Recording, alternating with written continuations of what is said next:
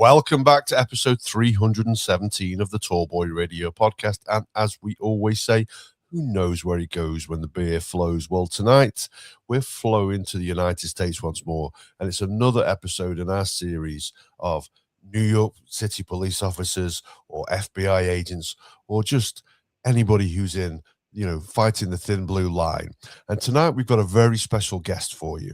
We're joined by Ray Carr, and he's going to tell you a little bit about himself and his illustrious career. Ray, did you want to say hello?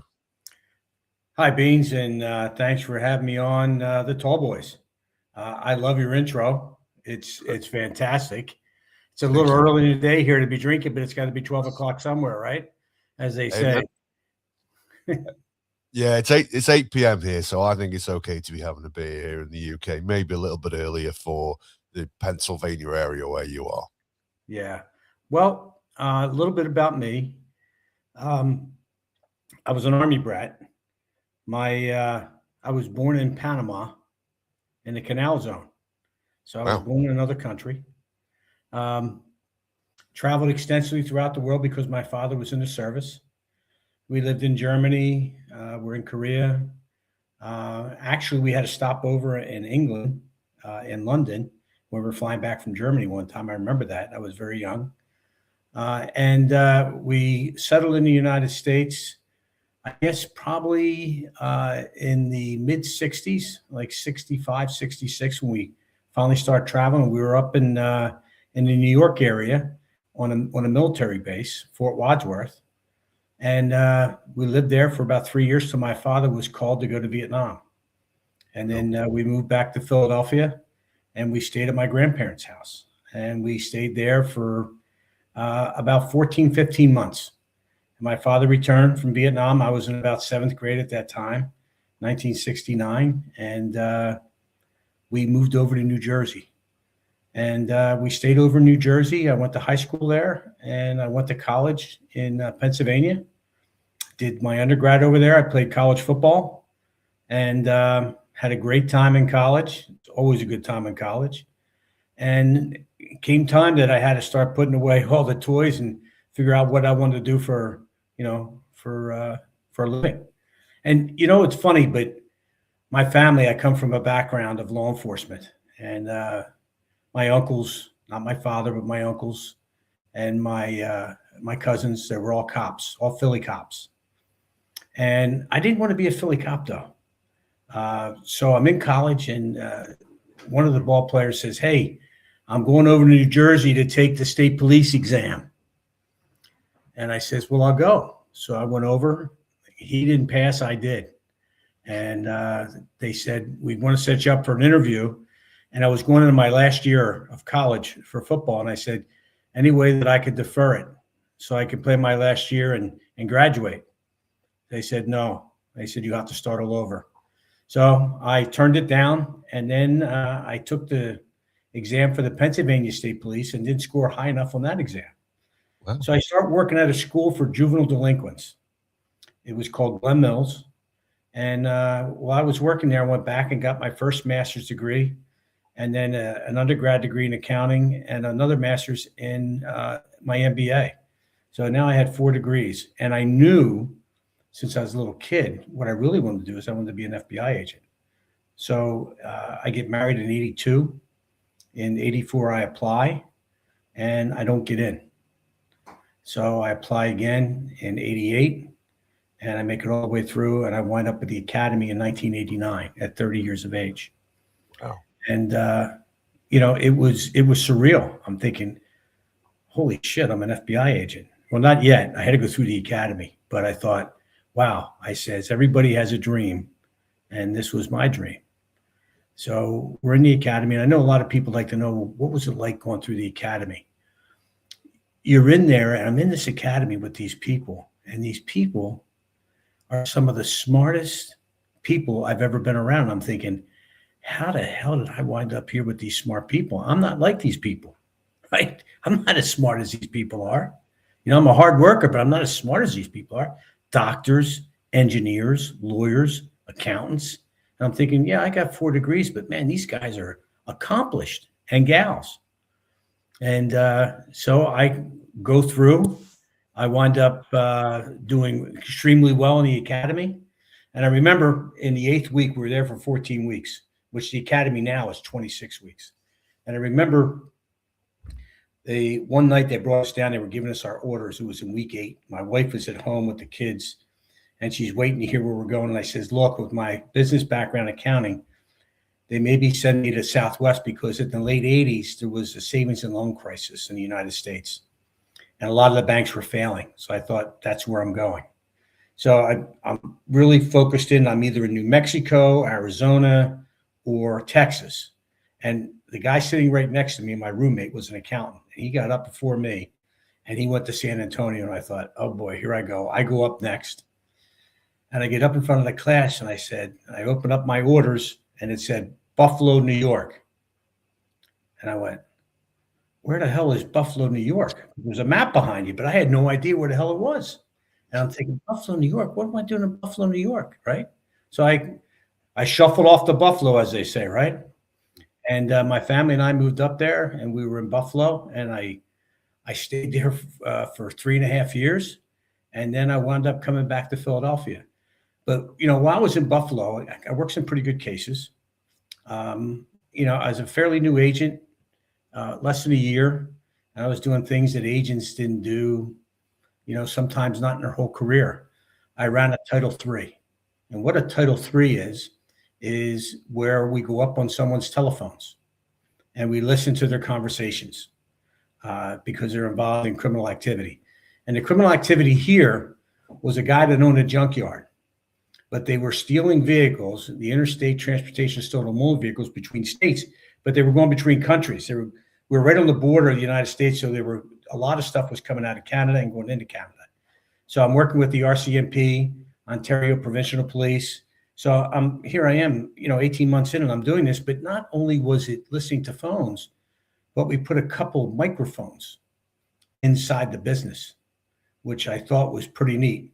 And I remember sitting up, and we were in an old train station. And I don't know if your listeners have ever watched the movie The Natural with Robert Redford. It's an old-time baseball player. And he's in his 30s, and he winds up playing for this team, Brooklyn, but it was all filmed in Buffalo. And it was filmed at this train station that we were up watching that was now abandoned. And the funny thing about it is, now you're going back 1989, 1990, and they put cameras up, a black and white camera and a colored camera. Now this is 35 years ago, 36 years ago. The cameras were so good, they were about a mile away from the junkyard, but we could microwave it back into the FBI office, and there's people monitoring the cameras, and they could zoom in and get license plate numbers. The technology 35, 36 years ago was amazing. So we wound up making a bunch of arrests in that case, and a lot of other things went on, and I wound up getting transferred to Philadelphia. And I wound up in Philadelphia. I wound up on the bank robbery squad. And I'm thinking, oh, great, this is great. This is going to be fun. It wasn't fun. Well, it was fun. But in Philadelphia at the time, they were getting smoked with bank robberies. There were close to 400 bank robberies in the city, just in the city. That doesn't count the suburbs, the outlying towns outside of Philadelphia. And there were 26 armored car robberies. And there were shootings. There was a police officer who was killed. There was a bank teller that was killed. There was other bank tellers that were shot. So, I mean, I'm going to 2-3 bank robberies a day. And it got to the point you're just running like crazy. But it was a lot of, I should say, it was a lot of fun. I was on a squad with some great agents. And not only did we have fun when we were on the job, but when it was time after the job was done, we had fun then too. We went out, we had the bar, we had a few pints, and we talk about it, but we were always working. It was a good time. It's funny enough when, we've had a number of officers on, or, we have an FBI agent on before as well. And one of the things that they often talk about is that camaraderie. And I think that's a survival skill, as my understanding of it. You need that support network around you. Am I right? I tell you, Here's, I worked at a couple different places, and people were nice to you and people were friendly to you. But there's nothing like being in law enforcement and having it's an extension of your family. And I'll tell you why. When I was in Buffalo and how I wound up getting back to Philadelphia, which is my hometown, which is very unusual. My wife came down with cancer of the tongue, and they thought it might have gone into her lymph nodes. And I remember I took her to the hospital at 6:30 in the morning for her operation, and I didn't leave there till 4. And not 1 second was I alone. There were always 2 agents that were with me. They never left me. And then when I came home, they were there. Their wives were there. It was amazing. And I sat and I said, how blessed am I to be part of this group that they take care of. I've never forgotten that. I mean, it's amazing. No matter how bad you have it, there's always someone there. I mean, I can call anybody. In law enforcement, I was part of the National Academy, the FBI. I can call anywhere in this world and talk to somebody who was at that FBI, not even if they were in my class or an agent, and I can get help. That's incredible. Not many people can do that. Nah, that's incredible. My cousin is in law enforcement in the States. Actually, he's I'm part American, and he's based in San Antonio. Actually, you mentioned there a short while ago, and I've spent some time out there with him. And when I see him with his buddies, you see that these guys, it's like a band of brothers almost. It's amazing to see, and looking from the outside in, because it's not I'm not from a military background, I'm not from a police background, but you've got to be envious of it. You know what I mean? You see like you say, the companionship. I think it's phenomenal, and I think it's great that you had that at that time in your life, and obviously you still have that now. I think that's wonderful. I would have did this job for free. I'm glad they paid me because I needed to support my family, but I had so much fun, I would have did it for free. Yes, it's always a bonus to get paid for it. There's an old saying, isn't there? If you find a job, then you never work a day in your life. That's true. That's true. And that's incredible. So like you say, you worked some pretty incredible cases then. So I know you guested on the Vic Ferrari podcast, and he was kind enough to pass on your details to us, which is how we find ourselves talking to you today. So one of the cases that he talked about with you as well, because obviously him being a New York City police officer, he was interested in a chap by the name of Arthur Shawcross. Did you want to tell us a little bit about that case and your involvement with it? When I was stationed in Buffalo, there was a program called the Behavioral Science Unit down in Quantico. And the Behavioral Science Unit was focused on human behavior, serial killers, serial rapists, threat assessment, things of that nature. And it's since that time, it's expanded greatly. But I had a great interest in that. And the interest that struck me was when I was in the academy, we had a class. And one of the instructors was in the Behavioral Science Unit. And he told us about this. And I went, wow, I was immediately drawn to it.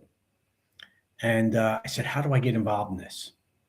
And I'm in Buffalo, and I talked to, there's a coordinator, which was an NCABC coordinator, so National Center for the Analysis of Violent Crime. That coordinator was in Buffalo. And I went to him and I said, look, I have a real interest in this. If there's ever a case that you're working or you're doing, let me know. I'm all in. And so there's an individual by the name of Craig McCrary who was down in a unit. And once in a while, I talk to him still. He's been on my podcast, actually, Cold Red. And he was looking at an individual that was killing prostitutes in Rochester, New York, which is probably about, I would say an hour and a half from Buffalo going east, and probably about 4 hours from New York City.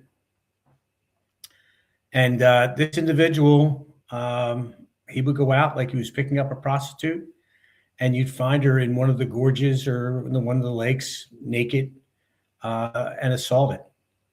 And I remember that they found a body, and McCrary and the unit said, listen, don't touch the body.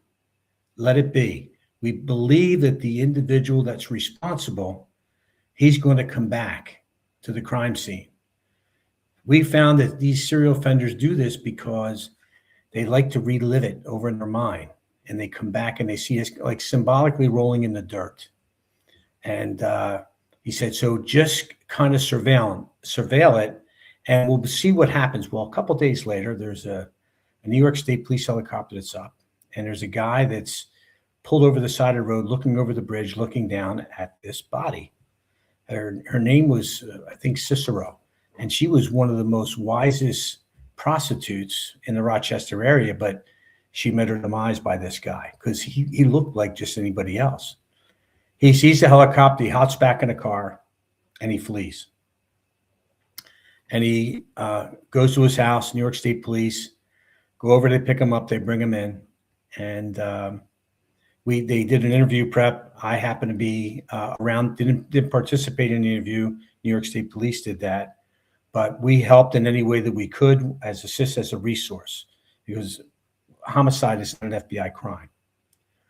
So they interviewed him, and they talked, and the New York State police investigators did an unbelievable job in this, where they were able to talk to him, and he had a girlfriend. And they said, because he was driving his girlfriend's car, and they said, you know why we pulled you over? And he said, I guess it's because of my license. I don't have a license.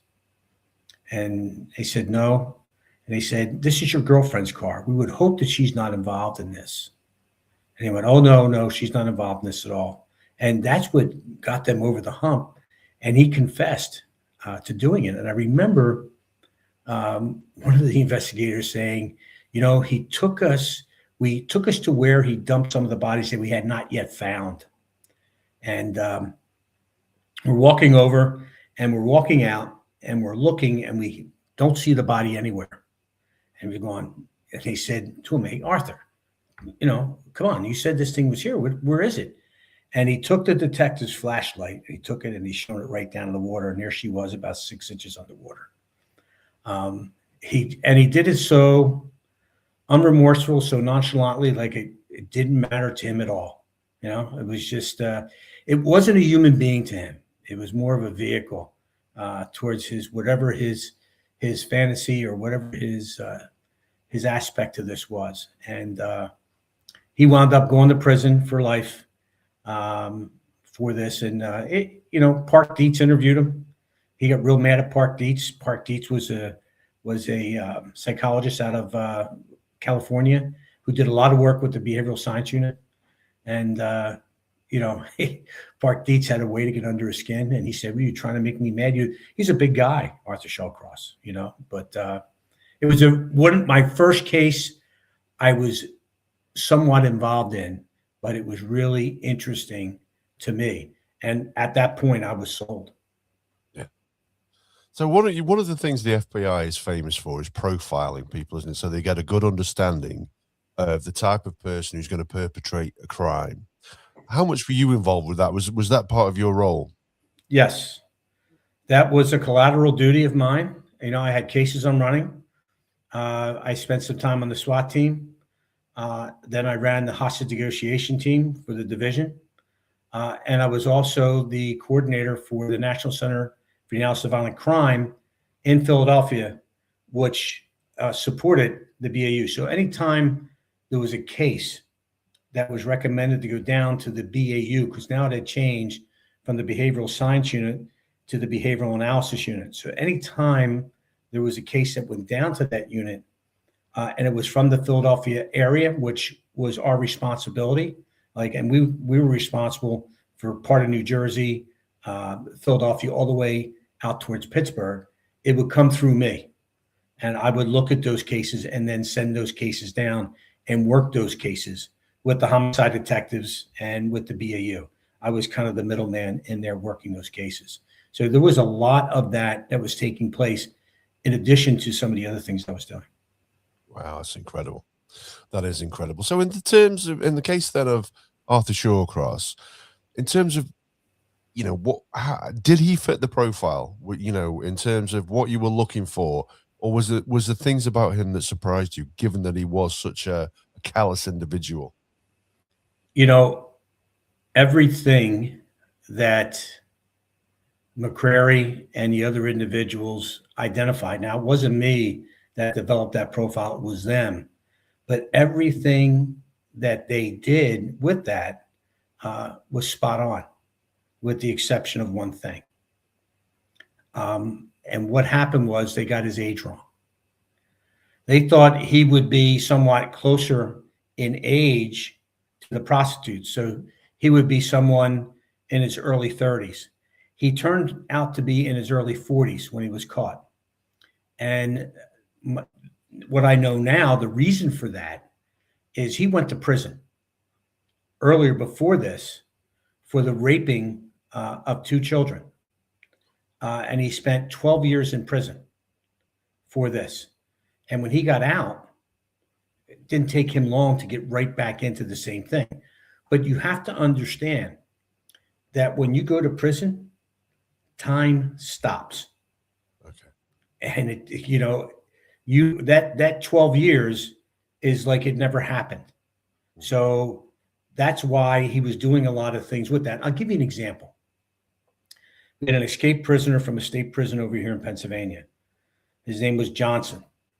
And he was part of the Johnson gang that killed a lot of people in Western Pennsylvania, in Chester County, Pennsylvania, which is west of Philadelphia. Yeah. And he was in jail for 16 years before he got out. Yeah. When he gets out, he's running, and we're looking for him all over the place. He goes to he steals a car, goes to a gas station. He can't put gas in it. And he didn't know how to put gas in the car. When he went to prison, when you pulled up to a gas station, there was an attendant that pumped the gas for you. Now you're pumping your own gas. You put a card in, and it tells you what to do. He had no idea what to do. He couldn't figure it out. So he abandoned the car right there at the gas station. So that kind of tells you how things kind of freeze for these individuals. That's incredible. Funnily enough, we had the guy on who wrote the book, Jailing the Johnson Gang. He's been on the podcast and he spoke about this character. Yeah. Incredible. Absolutely incredible. So this fella then, this Arthur Shawcross, he's gone into prison aged in his early 30s, spent 10 years plus in there and come out in his early 30s, hasn't he? He's still where he's picking up where he left off. Correct. Never missed a step. Wow. Never missed a step. Yeah. And now, like I say, we've had people on who wrote books. Normally, when we have them on, I and this is where I owe you an apology. I normally have the book in my hand. I came to order the book at the tail end of last week, and Amazon UK have let us down. There is a lead time of about 10 to 12 days, so it should be with me early next week, that book, but I will look forward to reading it. So your book then, do you want to tell us a little bit about that and what the focus of it is? Well, the title of the book is 30 Years on the Run, The Hunt for the Most Prolific Bank Robber in U.S. History. So how did I get involved in that case? Well, it was because I was the NCAVC coordinator. And what happened was I get a call from our Scranton office. Now, Scranton is located in the Pocono areas. So Pennsylvania has a Pocono area where a lot of people go skiing.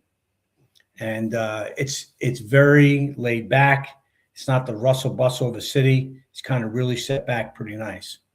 So the agent there reaches out to me and he says, "Hey, Ray, this is in 2000. He says, "Hey, Ray, we're getting our ass kicked." And I says, "Okay." So what's going on? He says, "We got a guy that's been robbing banks since 1987. And he says, we have no idea who he is." And I said, "Well, how many banks you talking about?" He said, "About 27. I said, "Okay." So we got 13 years here, about 27. I said, "All right." So I said, "Send me the files. Let me start putting some things together, feed some things into a computer system." I had a girl that would do that for me, see if we can come up with a pattern. Well, I'm doing it. This is somewhere in October, September, October of 2000. And So I'm playing with it, but it's a collateral duty. So I'm not going crazy on this thing. I mean, this guy hits, and he says he always hits on Friday nights, and we can never catch him. We've sat up on banks waiting for him to hit. He doesn't hit. We don't sit up, and he hits. I said, okay. I said, let me take a look, see what we have. So I'm sitting in the office one morning in April. It was actually April 2nd, 2001. Sitting in the office, and I get a phone call from a detective friend of mine in a municipality, like an outside police department, a local police department. And he says, it's like 7:45 in the morning, 7:30, 7:45. He says, hey, are you busy? And I go, no, what's up? And he says, we found something in the woods. We don't know what it is, but a lot of stuff. And we think it's some sort of terrorist group. I said, why do you think it's a terrorist group? He says, because there's weapons in there and there's a lot of ammunition. And who else would be putting stuff like that in there unless they're putting stuff, getting ready for something? So I says, he says, can you come out? I says, all right, give me about 30 minutes away. I said, I'll be there in 30 minutes. So I go and get there in about 35, 40 minutes because it's still rush hour in the morning. And I pull up to the police department. I go in. And he says, come on in. He says, here's some of the stuff we removed from the bunker. And I'm looking in there, and he showed me one of the things that inside there's this 3.5 foot high by 18 inches in diameter, black drainage tube. And there's all these 5-gallon drums. There's ammo cans, Army ammo cans. And I says, have you gone through all these yet? And he says, no, we wait for you. And I says, do me a favor. Take everything here and move it out 100 feet from the building. He says, well, why do I want to do that? And I says, well, do you want to open one of these things and they explode? And he goes, good point. So I said, go get one of the new officers to do it. Go get one of the rookies to do it. So I thought, what the heck, right? We get one of the rookies to do it. So, he gets a couple guys. They go out, they put it all back there. I said, take me to where this stuff was found. So he goes out. And within a quarter mile from the police station, you got the police station, the township building, the police station. You have a little league baseball field and then a wooded area. And then the wooded area stops, and there's like this little field that it's a kind of a upper middle class area. There's a one-hole chip and putt where people can drive and then chip and putt. I'm thinking, man, these people, they put that in their township. So he walks me down from the road. It's about at least a quarter mile, maybe a little bit more, down to the wooded area, walks me into the woods, and he says, here. And it's a hole in the ground. It's a bunker. And it's lined with brick. And on the bottom of the bunker are these plastic, kind of ground floor plastic that kind of keep the moisture out. So I said, have you looked anywhere else? He said, well, the big drainage tube was found inside this berm. So to give your audience a little bit of an idea, this wooded area, there's a berm, and on the top of the berm was a railroad track that would kind of run through, an old railroad track. The train no longer runs through there. But on the other side, now we're going back to 2000, on the other side are homes. And these are $1 million homes. So you can tell the type of area that it's in. Very, very unusual. Nice. So I'm thinking, wow, what the heck is going on here? So I says, look, have you done a good grid search yet? He says, no. And I said, well, we need to, because this is next to a little league field, we need to make sure that it's safe. So I called my evidence response team in from Philly, called them in, talked to my special agent in charge. He agreed, called the team in, and we did a grid search of the whole place. Didn't come up with anything else, but at least we rendered the area safe. At that point, I had some of the things x-rayed by the evidence team, making sure there was no booby traps, anything. And then we removed everything and moved it all down to Philadelphia. And we didn't have an evidence room big enough to put it in. It took 2 vans to move all this stuff down. So we put it into like a closet in the basement of the federal building where we parked in a garage. And then we brought it back upstairs, and we had to categorize everything. We had put everything into evidence. So I'm sitting there with another guy whose name was Richard Marks. And Richard was the individual that was the crime scene manager for 9/11. So he's the guy that ran the whole crime scene for 9/11, and then went down into the, I just saw him at Christmas, went down to our lab and ran our lab for a while, the FBI lab. So he's very, very bright. So we're sitting there and we're going through these documents. Now, remember, I had about 5 months that I was going through all the files and the documents. So I start going through the documents, and there was hundreds and hundreds of documents. We found 5 weapons, probably about 400 rounds of ammunition, and hundreds of documents. And this first bunker was found by 2 young kids that were playing in the woods. So thank God they were reading some of the documents, and it talked about a 9mm, and they got concerned and they went to the police station, and the officers, 2 officers came back. One was from the Vietnam era. He was a sergeant, and he was very astute into finding tunnels and things like that when he was in Vietnam. He's the one that found that first bunker. So as I'm going through the documents, there's a list in the documents. There's a list of banks. There's 160 banks listed, one after the other. And there's surveillance of these banks. And there's other documents that are showing other bunkers all throughout the East Coast. So I'm going through these documents after the second day. I'm going through it. And I said to Richard, I says, I know who this guy is. And he looks at me like I have 3 heads. And he goes, what do you mean you know who he is? And I went, look, I don't know his name yet, but this is the same guy that our Scranton office has been looking for since 1987. This is the Friday night bank robber. And he goes, how do you know that? I said, because more of him is just buried in the ground here. I mean, this is all him. You know, I'll bet you once we get prints and touch DNA and all this stuff, we're going to be able to identify who he is. So we put everything together. I bring all these guys together. I bring all these guys together because in this bunker, in these documents, one of the documents says karate videos and George Dillman. Well, I don't know who the hell George Dillman is, so I Google him. George Dillman is a karate guru who has all these dojos all over the world. He has 3 in the Philadelphia area. One in Philadelphia, one in Blue Bell, which is outside of Philadelphia, and one in Drexel, which is near where my office was. So I have a trooper that's a friend of mine, and I'm telling him about this case, and he says, well, I'll go with you.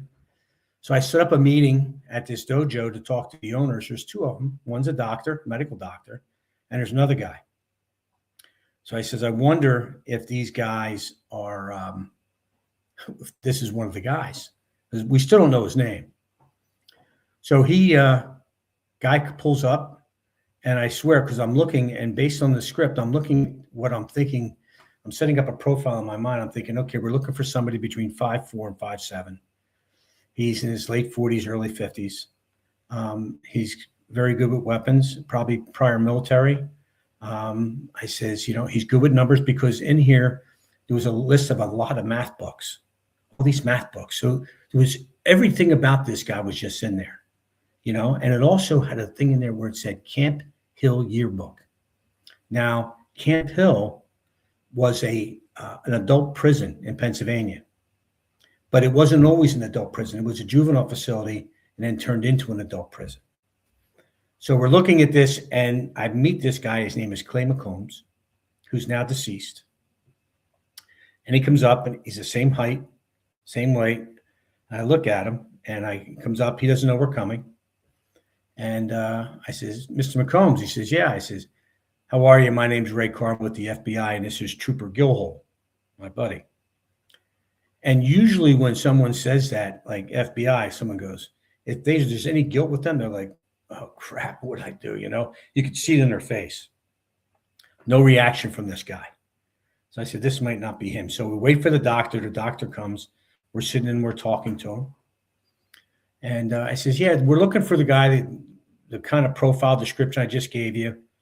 And I says, if he works with numbers. And the guy says, oh, that sounds like Carl. And I says, Carl? I says, Carl who? He says, Carl Gugasian. And I says, oh. I says, well, what does Carl do for a living? He says he's a self-employed statistician. All these stat books are in there. I'm thinking, man, this is our guy, right? So I said, look, this may not be him. Based on the integrity investigation, don't say anything. Pretty upstanding guys. The other guy was a teacher. He was a teacher at a high school, local high school. And I asked him, I said, well, what do you teach? He says, I'm thinking if he says I teach statistics or math, I'm thinking this is him. He goes, I teach physics and chemistry. So we leave. We go to the barracks, to the state police barracks. We walk in and we run him. And he comes up with a couple pinches for burglary, shoplifting.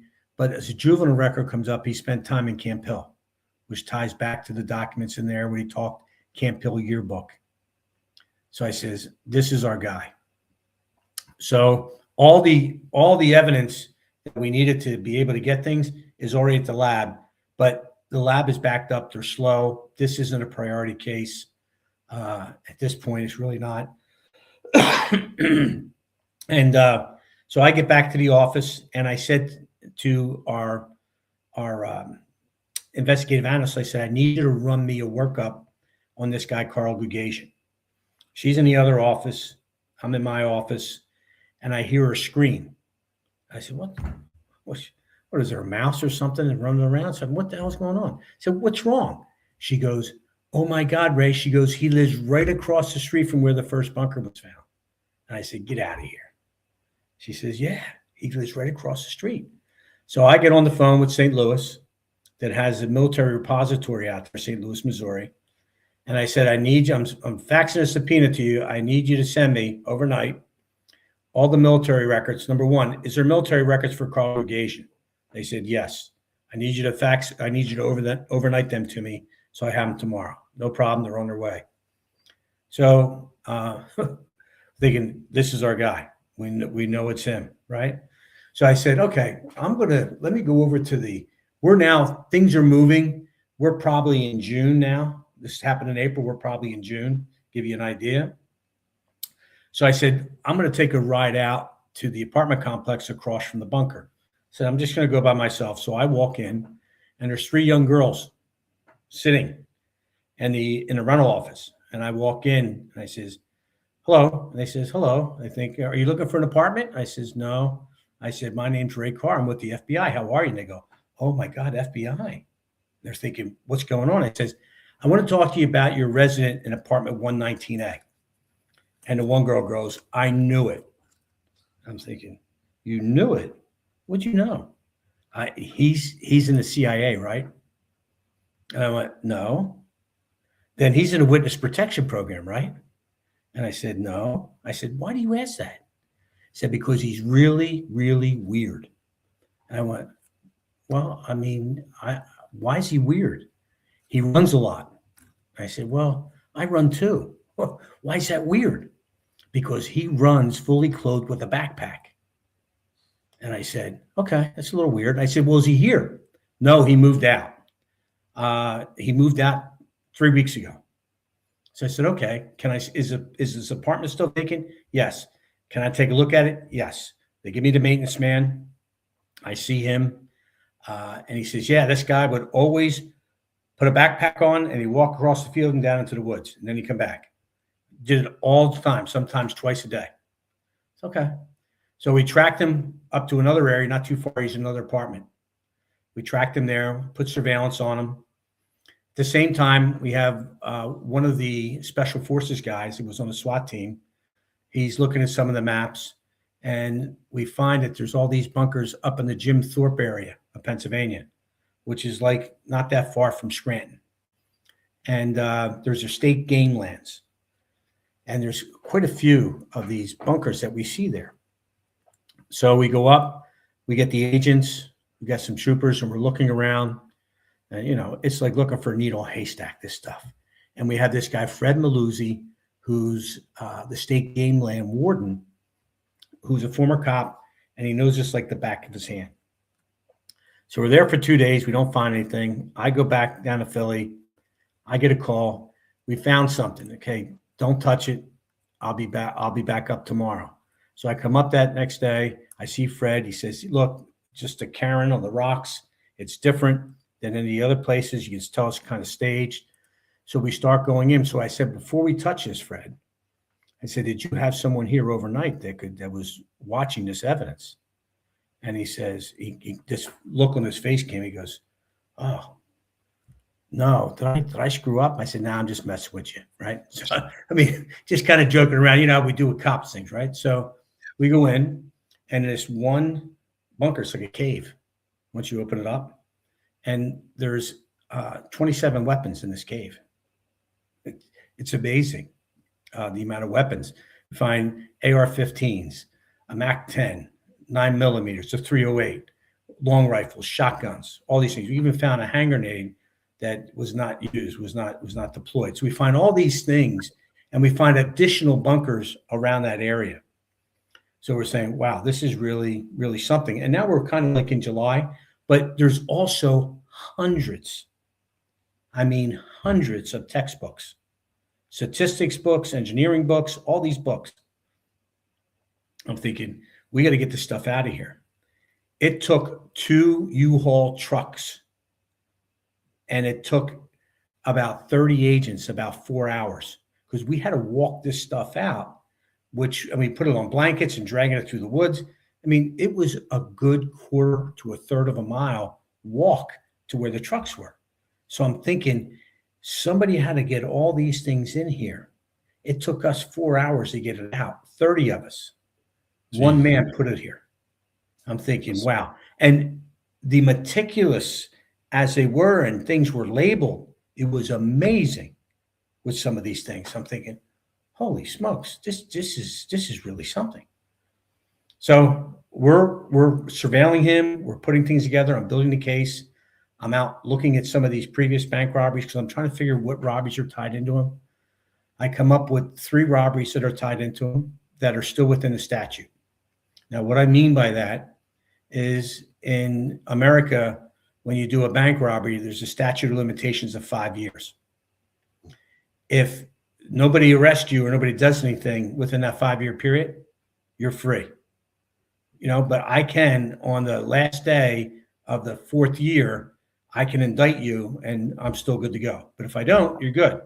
So we're going, we have 1987. We have some robberies that were like 1988, 1999. They were still within the, still within the statute. So, you know, we trying to get an indictment together. So we're starting getting all this stuff together. And when I tell you, inside that first bunker, there was a 5-gallon drum and had all these masks in there, Halloween mask. And the thing is, so you know, when he would rob a bank, all the banks that he robbed were located next to wooded areas.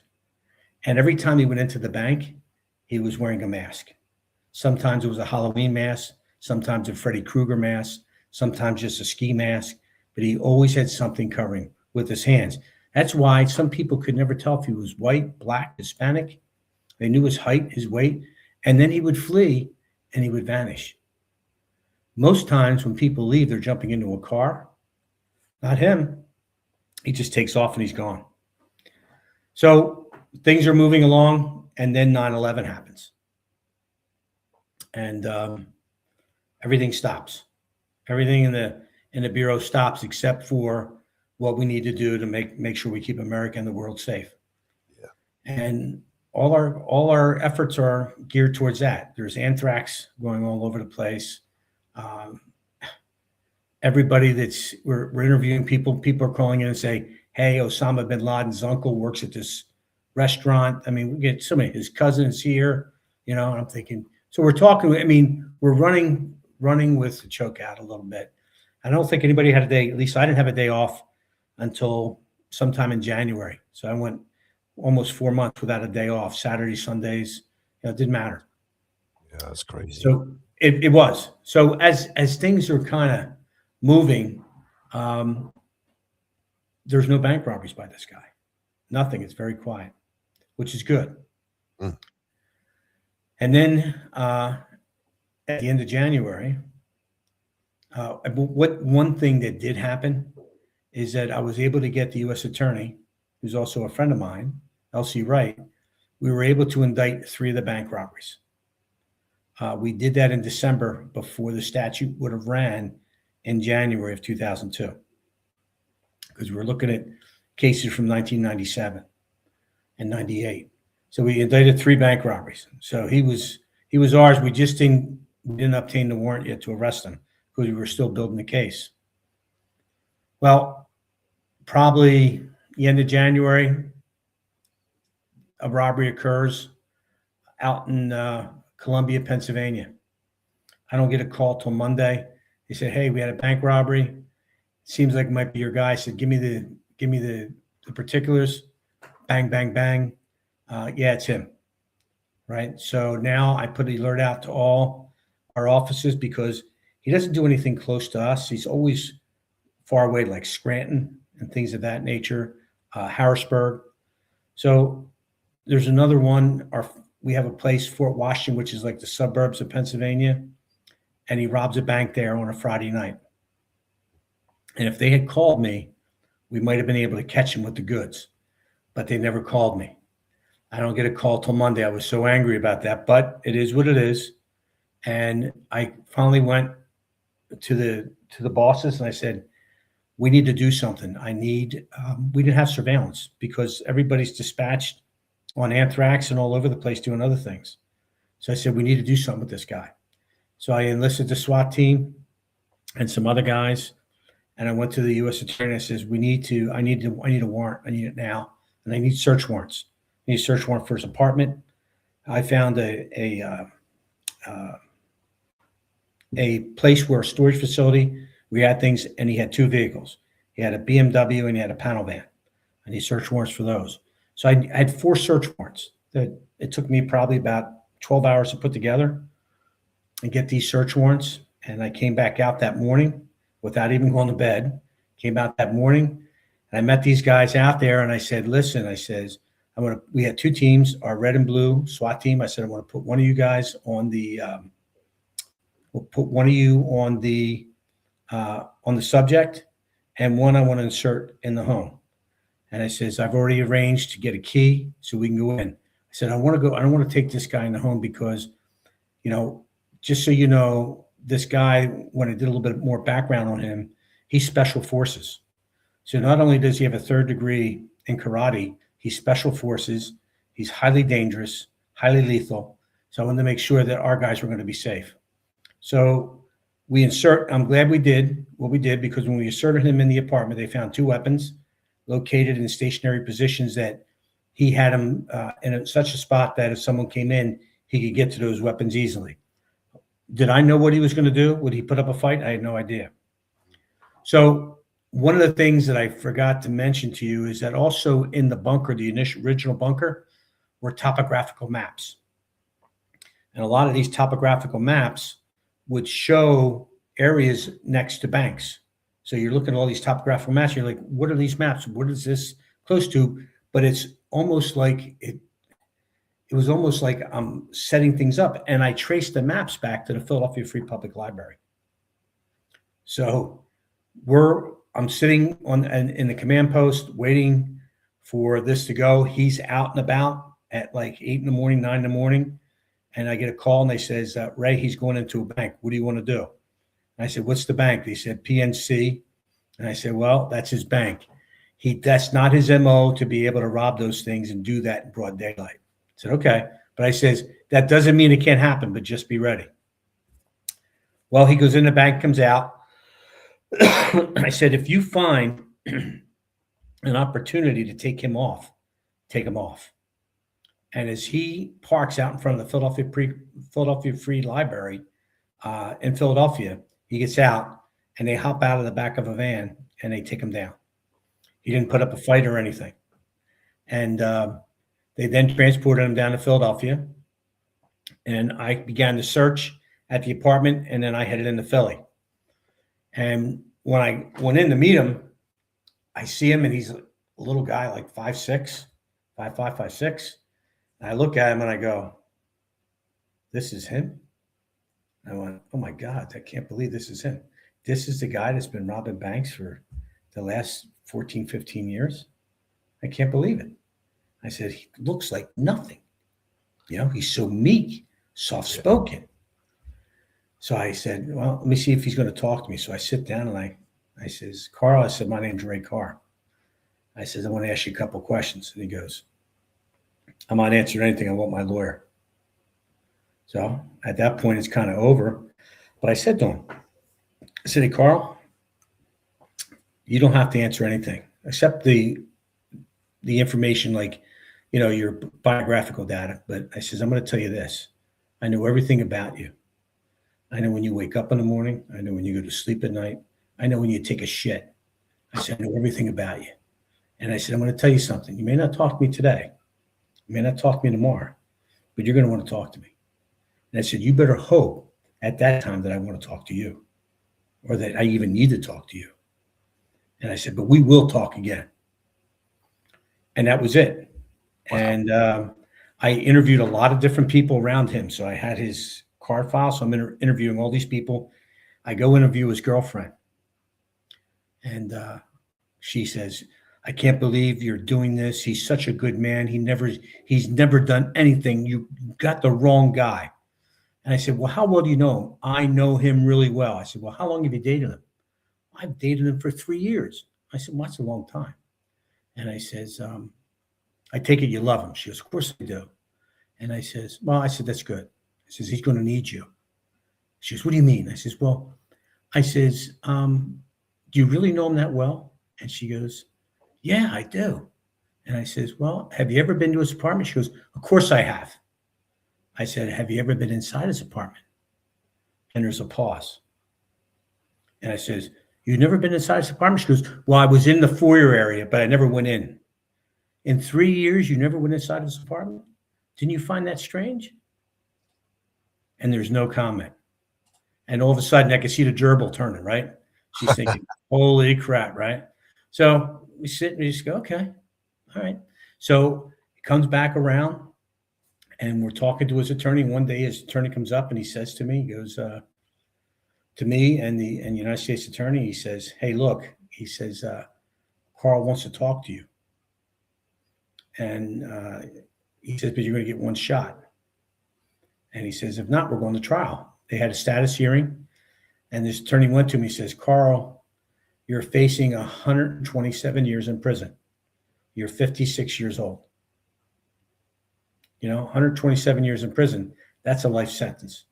Because just so your listeners know, when you rob a bank with a weapon, which he did, every time you rob a bank with a weapon, it's 7 years. It's 7 years for the first robbery. Every robbery after that, it's 25. And they run consecutive. So he robbed not only those first 3 that we indicted him, but there was 2 more bank robberies that he robbed. So now there's 5. Wow. So before we even talk about the bank robberies, just for the gun, he's looking at 107 years. Wow. And you add the bank robberies on top of that and other extenuating circumstances, he's 127, 130. That's the minimum. Yeah. So he says, well, I got to do something. So we come in, and me and another agent, we go up and we interview him. We're in a marshal's cell. That's 4x8, and he's handcuffed to the table. And, he's shackled with one of the legs. And I'm thinking, I don't know what this guy's up to. Is he going to try and come after me or cross the table? So we're just being cautious. So he comes in. He's very meek. And he says, he goes, you said we'd be back here, Ray. And I says, yeah. And I says, I knew. I says, I know. This is not my first rodeo, Carl. He says, well, where do you want to start? And I said, well, why don't we start in the beginning? And he goes, well, my first robbery was in 1972. And I went, I was speechless. I had no idea that his first robbery was in 1972. I'm saying, this is 2003. And he's telling me 1972. So I said, no, Carl, don't. I caught myself. Don't start with the first robbery. I want to know about you as the man. Where were you born? What was your upbringing like? Let's start there. And I didn't even get into the bank robberies that first time because I went back. I had to regroup myself. Thinking, what the hell's going on? 30 years? It's just crazy, So he goes through and he tells me we had numerous proffers with him. We sat down with him numerous times. We talked to him about these different things, about the robberies he did, about the bunkers he had. And I asked him, I says, did you know we found that first bunker? He goes, oh yeah. I knew within 2 days. I go there every day. I didn't know that day you did it, but the next day when I went there I knew someone was there. And I said, well, what did you do after we found that first bunker? He said, I went in my house, I got rid of everything and threw it in the dumpster that was tied to me with any banks. And I sat and I waited for you to come and get me. But you never came. So I thought, oh, they don't know who I am. So I moved out of here because I needed to get away from here. And I went up to Plymouth Meeting, which is the apartment that we arrested him at, or not at, but this one we searched. Yeah. So I said, what about these bunkers? He says, well, he says, when I was down at Fort Bragg, I says, tell me about your first robbery. He says, well, I'm getting out of the military and I don't know what I'm going to do. And I said, what do you mean? I says, you got a degree in electrical engineering from Villanova. And he goes, yeah, but you don't understand. I said, no, I don't. Tell me. He says, well, I was arrested as a juvenile. He said, we broke into a school and we stole some instruments and we sold them at a pawn shop. And the pawn guy called the cops. Philly PD arrested us and turned us over to the township police. And I was with 3 buddies and our fathers came to get us. And my 3 buddies' fathers paid a little bit of a fine and they took their sons home. My father said, I'm not paying anything. He's going to wherever he's going to pay for whatever he did. And he spent the whole summer in a juvenile facility somewhere in Media, Pennsylvania. So I said, I'm never going to rob or do anything with anybody else again. And then I start burglarizing candy stores and other stores. And he says, a cop came after me and he said, freeze. And I didn't. And he shot and hit me in the leg, in the upper thigh, in the buttocks area. And that's why I went to Camp Hill. And I spent 9 months there. I said, well, okay. And he said, when I got out, I went back to high school as a junior. It was just before Christmas. And the guidance counselor said to me, oh, you're never, ever going to be able to get a job because of this. This is going to follow you around your whole life. You're going to have a tough go at it. I didn't know the difference. I had no idea. I still didn't know to you. I told him that those things can be expunged. Those things aren't brought into play. But he just didn't, he didn't believe it at that time. He didn't know. But once I told him, he agreed. And he said, wow. So he said, when I graduated from Villanova, the degree in electrical engineering, we go to these job fairs and all the people out there hiring were government contractors. So every job you had, there was a background investigation. I thought, I'm never going to get in. I'll never get a job.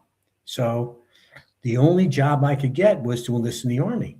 And I didn't go in as an officer, which I could have done, because if I went in as an officer, they do a background. If I go in as a non-com, which is an enlisted guy, they don't even bother you. So I went in and he says, hey, he goes, I'm in, and I put in for this special weapons program in Fort Polk in Texas, and I don't get it. And I said, I know I didn't get it. It's because of my background. He didn't know that it was because a general had a friend that was a friend of a friend that he was doing a favor for. It wasn't because of Carl. So Carl's guidance counselor, everything he said to him is true. So that's terrifying that somebody like that could have had that influence on this guy. That could have sent him on this path just by, and I'm sure the words he was probably directing at him, but to have that impact in him, make him understand as a young man what he was doing was a bad choice and bad choices in life. But gee whiz, he sent him on a bad path, hasn't he? Yeah, but you figure a guy like this, you never know the impact words can have. No. You really, really can have an impact. And so you got to be careful what you say to people. Yeah, amen. I can punch you in the arm and bruise and it clears up. But if I say something that goes right to your heart, it never heals. It's always there in the back of your mind. You run it over and over again. And that's what Carl did. So he's getting out of the service. He's at Fort Bragg, and he goes, what am I going to do? And he reads the paper, and he sees the paper in 1972 where a guy got $80,000 robbing a bank. That was a dumb move back in the early 70s to put the amount lost at banks because that just draws more people to them. Well, $80,000 is probably worth $800,000 today, if you want to figure that. So Carl goes, I can do that. So he goes out, he breaks into a pawn shop. This is his learning curve, his MO. He breaks into a pawn shop. He steals 5 weapons. He drops 2 on the way out. He has 3. He hides them in the woods. He wraps them up. He comes back a week later. They're all rusted up because of the weather. So he goes back out, the same pawn shop, robs it again, gets 5 weapons. This time he has a bag, takes them. Now he puts them in containers, preserves them a little bit. So he's learning. He flies home. He flies back. He goes into the area. He robs a car. He drives to the bank to rob it, and he can't do it. Drives the car to long-term parking at the airport, and he flies home. He does that 7 more times before he's able to rob the bank with the same stolen car. 6 months later, he goes in, robs the bank. He comes out. He has about 40 grand. He flees. Boom. He goes to a hotel. He counts the money. He's great. He thinks this is easy. He flies home. He comes back 4 or 5 months later, robs the same bank. This time, when he's fleeing the bank, he gets in the car and a dye pack explodes with the CO2 gas. And he goes, well, I can handle this. I'm special forces. Well, he couldn't. He's driving with his head out the window with the red smoke coming out. He said, I should have been locked up, but nobody stopped me. And cars flew by me too. Nobody stopped me. So then he said, if I'm going to do robberies, I'm going to make sure that it's far enough away where if I am arrested, my family won't know. No, my friends won't know. And that's why he went, like Scranton is 150 miles from Philadelphia. State College, 150 miles from Philadelphia. So he started doing those things. And here's how he robbed the bank. That panel van I told you about, the panel van, he would put an off-road dirt bike in the back of the panel van. He would take the panel van and he would drive it and park it. First, he'd rent a hotel. He had already surveilled the bank itself. He would take the panel van, park it somewhere in a mall or somewhere in a parking lot that was populated, get the bike out, drive the bike. He'd go about a mile from the bank, take the bike, put it in the woods, and then he'd go through the woods. He'd have a predetermined location where when he would come back out of the bank, going back through the woods, where he'd take off the top clothing, the money and the gun, and put them in this location. And he would cover it up, get back on his bike, and go. So if anybody stopped him, he had nothing. He'd come back 3 or 4 days later, pick up his money, his clothes, and his gun. He was a pretty special guy in being able to do that. He really, really was. I mean, he's clearly a very intelligent man. It's a pity he didn't use that for other things, isn't it? But, Beans, he not only did he have the degree in electrical engineering, he had a master's degree from the University of Pennsylvania in systems engineering. And he did doctoral work at Penn State in statistics. But here's the thing. 1982 in Columbia, PA, which is around Harrisburg, and the same place of his last robbery. There's a call that comes out on the radio to a police officer named Bo McAllister. And Bo, it comes out just before 8 o'clock. So Bo thinks, they probably tripped the alarm on the way out. So he's coming quickly, but he doesn't put his overheads on. He comes over the hill, he comes down, and he sees 2 women walking away from the bank. He doesn't notice, but there's another person behind the women that's small.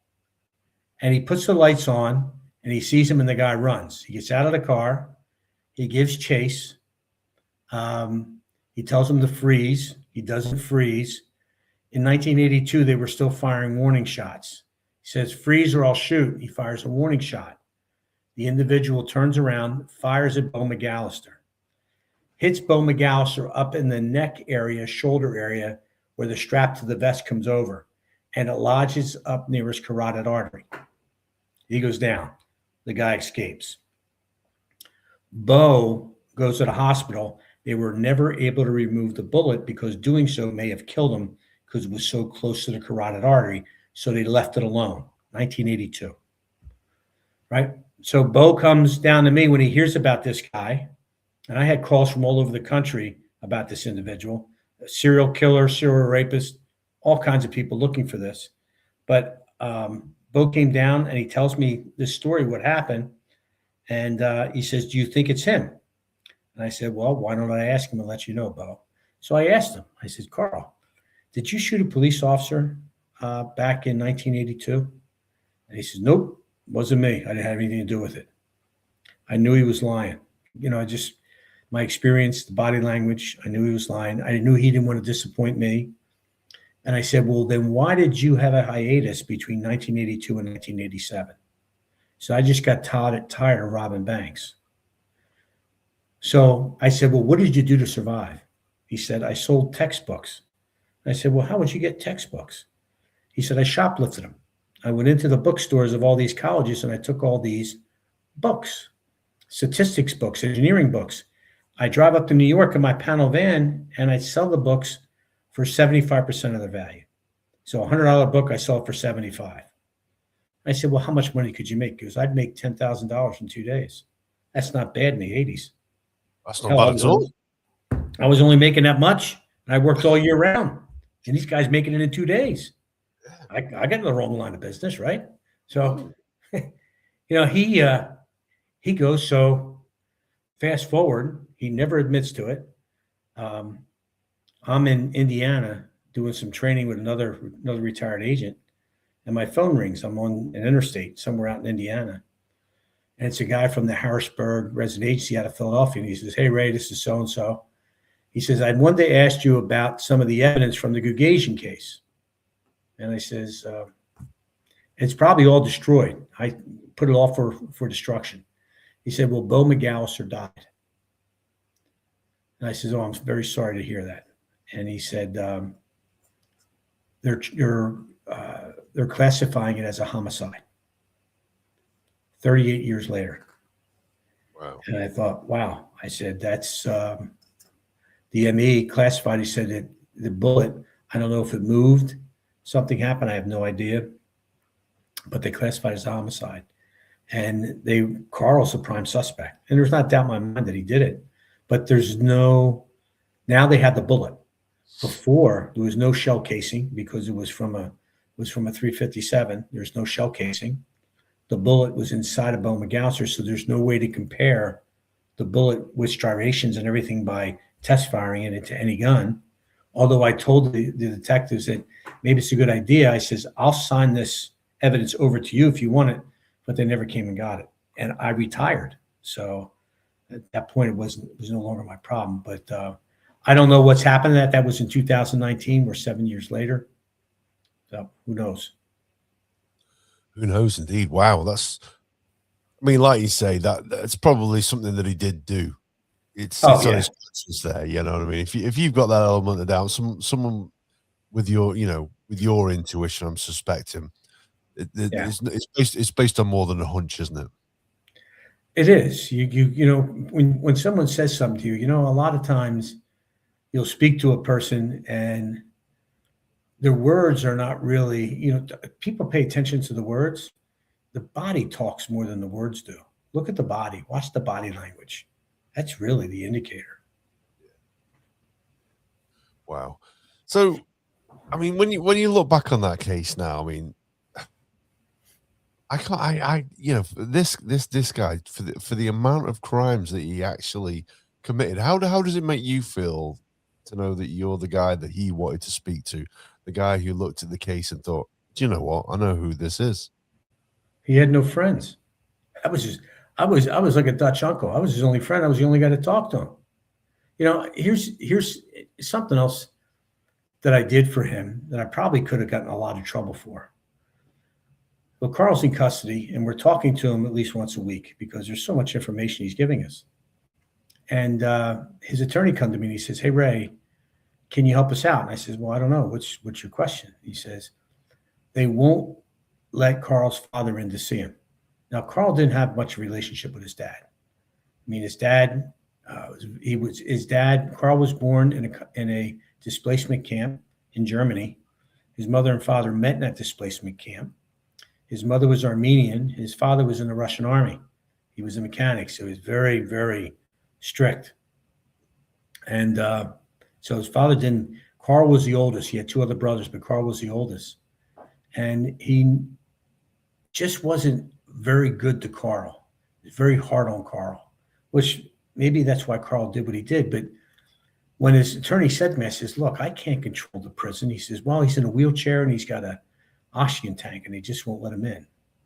And I said, "Look," I says, "I don't know." So I said, I want to call him back. I says, "I'll tell you what."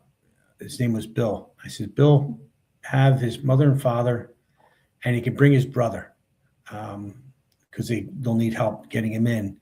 Have him come to the fourth floor in the federal building, in the green building in Philadelphia." And I told this other agent, "This is what I'm doing. You don't have to participate if you don't want to." He goes, "No, I got your back, Ray." So I bring him up. I don't tell Carl. And we get him upstairs. I say, "Listen, I got a surprise for you. I'm going to let you see your dad." And his father came up. I put him in a room. I had to search his father, which I felt very bad doing, but I searched him anyways. Carl's handcuffed to the table, and he was able to hug. I let him hug his father. They talked for about 20 minutes. I had to kind of be present. It was a pretty good conversation. But 2 weeks later, Carl's father died, and Carl thanked me up and down, saying, "I'll never forget what you did." And I said, "Carl, if I was in your shoes, I would hope that someone would do that for me. I mean, it's the right thing to do. It's not, I wasn't allowed to do it, but it was the right thing to do." Yeah, amen. Amen. Yeah. I think, fair play to you for putting aside what this chap has done and actually viewing him as a human being who needed that relationship with his father. So fair play to you for doing that. And fair play to the guy who got your back as well. You know what I mean? Yeah, absolutely. Yeah. That goes back to that camaraderie, doesn't it? You know what I mean? It sure does. It sure does. Yeah. That's the whole thing, Beans. Cops realize this, and people that do bad things doesn't necessarily mean they're bad people. There's a lot of reasons why people do bad things, and if you wait around long enough, there's good in every person. It just takes some people longer to show it than others. Yeah. Wow. So Carl, then what happened to him then? In terms of his sentencing, how did it pan out for him? Well, he got 17 and a half years, and he got out of prison in 2017, the end of 2017. So he's out, and he went into prison, and we talked, and I said, "Look, you've done a lot of bad things. Now you have the opportunity to turn things around and do something good." And I says, "Use your skill set, which is teaching math to these prisoners to help them get their GED." And he did that. And he's still doing that today at 78 years old. He's still doing it. I had lunch with him about a year and a half ago. And we talked, and it was a good talk. And I said to him, I said, "Hey, did you read my book?" And he goes, "Yeah, I read it." I said, "Well, what did you think?" He goes, "Typical cop book." I thought, well, Carl, any remorse? "Yeah, just that I got caught." So he still has that bad streak in him. How is that then? Just out of interest, because I mean, you put a lot of effort into catching this guy. This guy put a lot of effort into not being caught. So you're on the opposite end of the spectrum there. How weird is that now? When you look at that, as a third party, you're in the corner of the room looking down. How strange is that? You've been sat at that table and sharing dinner with that fella. How weird is that? It's not weird at all. I mean, that was my life, so I didn't have a problem doing it. He wasn't the only one I did it with. There were Really? hundreds of those guys that I sat down with across from the table. Murderers, rapists, bank robbers, thieves. And I every single one of them I treated as a human being. I didn't treat him like a piece of dirt. And believe me, some of them were real pieces of dirt. It was hard to treat some of those people like real human beings. But, I mean, you got to treat people like you want to be treated. It's the only way to go. Yeah, there's a lot of truth in that. There is a lot of truth in Yeah. that. I don't know your belief in God, and that's really none of my business. But there is that do unto others, you'd have others do unto you, and I wholeheartedly buy into that, and clearly you do too. You're not the Lone Ranger. Yep. I'm right with you. I got your back, Beans. I appreciate that. I do. Yeah, I no do. worries. So when you look back on your career, I mean, obviously that one is probably the one that I'm not going to say defines it, but certainly had, that's the one you're going to remember the most because it's a very notorious case. That guy would potentially be out robbing banks if it wasn't for yourself identifying him and taking the course of action that you did. How do you sum up your career? Well, I always look back and I always say the one thing I wanted to do was I wanted to make a difference. I wanted to make a difference in this world. Doesn't have to be a big difference because every difference counts. And if I can make a difference that changes something or changes somebody or puts somebody in a different path, then that's a notch in my belt, So I mean, it's not about, a lot of the people that I locked up, it wasn't just to protect them, it was to protect the people they were hurting. Yeah. And people looked at me to be able to do that. I mean, some of the gangbangers, we had one case, it was a block, one city block, and in 9 months there were 11 homicides on the block. People just dying, and nobody's doing anything about it. The locals weren't doing anything about it. So myself and my partner with the DEA, we went in and within 18 months we shut it down and locked everybody up, and the neighborhood could return to normal as much as it could. But those were the things that I tried to do. I tried to do for the people that couldn't do for themselves.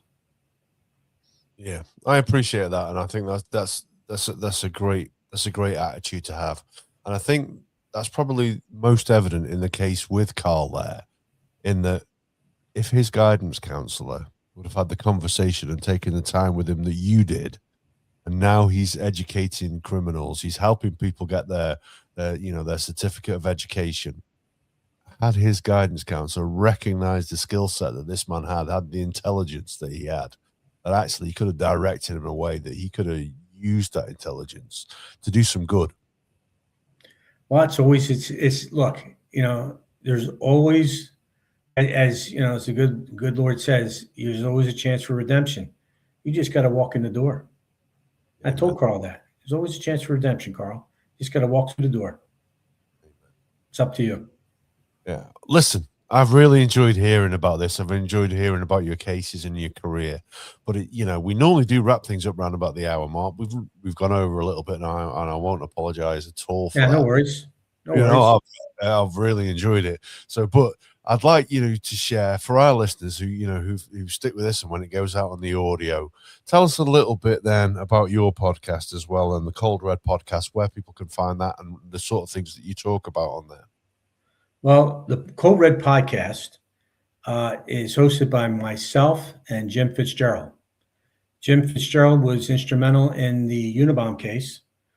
He was also down in the BAU, and we've been friends for over 30 years.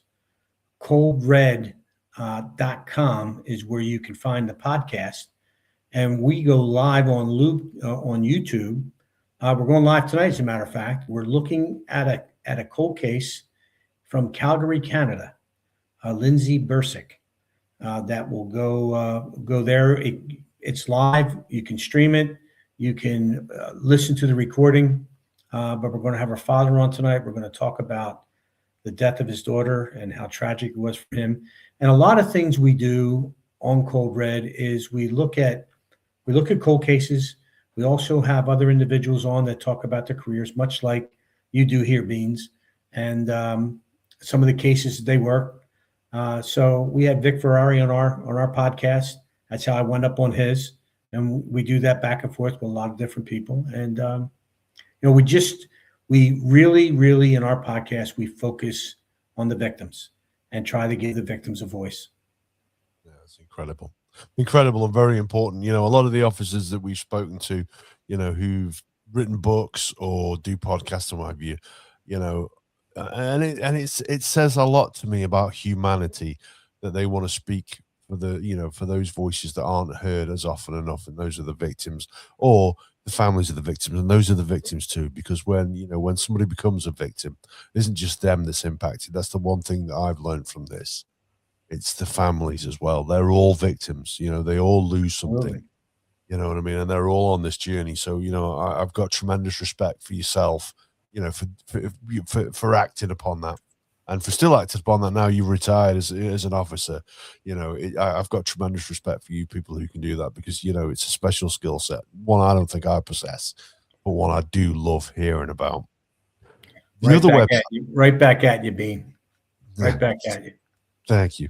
And the other website I want to just ask you to share about is your own one. So that's raymondjcarr.com and your book. Tell people where we can find that and the sort of things that they can find on your website.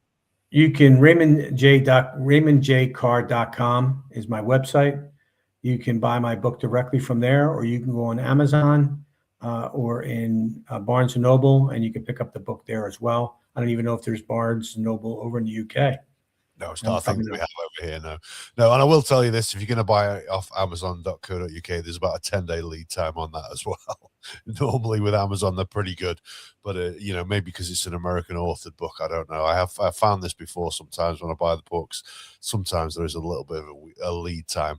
For those of us who do the Kindle publishing out there, it tends to be a little bit quicker. But no, Raymond, thank you very much for sharing your story with us. Thanks, it's been incredible. Honestly, I really, really, really appreciate you. And I say this to everybody, who we ever have on our podcast, but I mean it for you all. I really appreciate you taking the time to talk to us, because as someone who lives here in the UK, did my time in retail and now work for a betting company, to be able to sit down and hear these stories firsthand and live them vicariously through yourself and listen to you recount and retell them, it's incredible. I feel incredibly honored that you'll take the time to talk on our podcast. I can't thank you enough for the time that you've spared for us. Well, thank you for having me. Oh, my pleasure. But that is where we will wrap things up for tonight, and we will be back next week when we will be talking about something entirely different altogether. So, Raymond, thank you very much. Thank you. Friends around the mic, kicking back, all right. Day turns into night, podcast in the spotlight.